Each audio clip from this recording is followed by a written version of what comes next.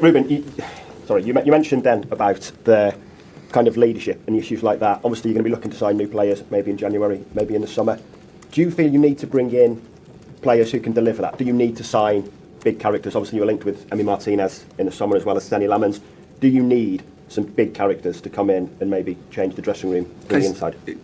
It's hard to talk about always, first of all, about the future and then about the profound things here. I'm just focused on the next game. Let's go step by step. We have a big match.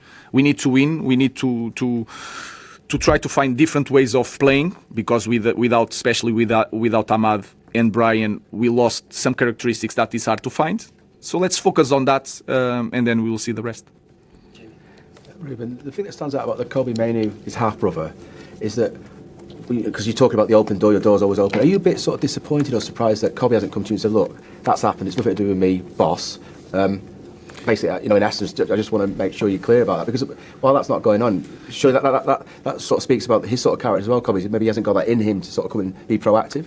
Yeah, it's a shy boy, but it's not his responsibility. He's responsible for his acts, and his act was to play well in the last game. So I'm just focused on that. And then I had a situation in Sporting that my brother wrote something in the internet, and I have to answer for that. And my explanation is, he has his life, he has his opinion, it's nothing to do with me. So I will do the same with Kobbie. Kobbie needs to fight for his job.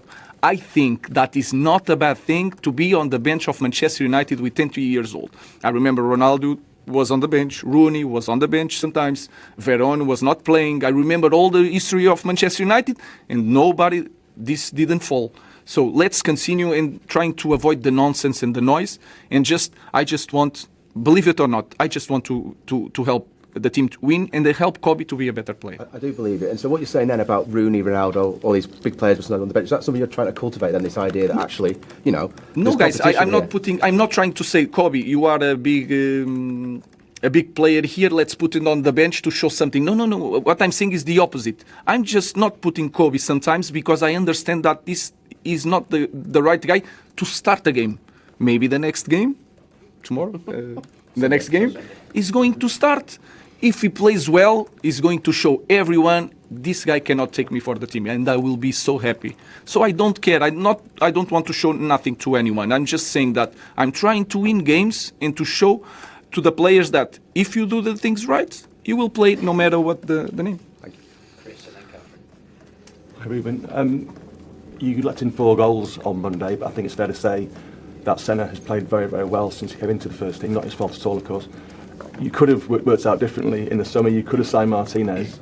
Given how the season's gone so far, are you happy with the choice that you made? Guys, we're really happy with Sen. We have a game against Aston Villa. I don't want to comment anything else. Just focus on that. I'm really happy with the goalkeepers, and I'm really happy to have Sen. And happy with how he's doing so far? Yeah, for sure. Hi, Ruben. Scott McTominay recently said today that he sort of dismissed the narrative that players improve and their careers change around for the better when they leave Man United. Would you say that Jadon Sancho's situation kind of proves that point and supports what McTominay is saying? No, I don't have nothing to say about that. Sancho is not our player in the moment. He's playing for the opposition. He's not going to play. It's a very good player. I have nothing to say about that, and if I'm going to comment everybody that speaks about something about Manchester United, I will not do anything else. I just want to try to win the game against Villa. Last question.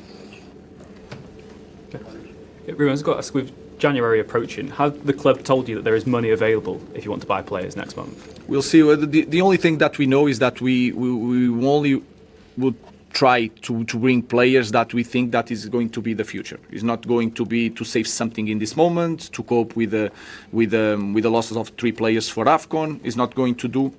It's not going to be like that. Even if we try to bring one player, maybe it's not the position that is more that we need more. We will try to bring now in the end of the season players that they are perfect for our future. So I don't know what is going to happen, but it's possible that we can do something. Just on the AFCON players, you'll have maybe a shortage of wing backs for the coming weeks. Do you have any plans to play players there who haven't maybe played at wing back, or Tyrell Malacia? I know we've not seen him since he's come back into the Depend squad. of the way we play in that particular week. But if we have to change for back four, we change for back four. I was saying this one.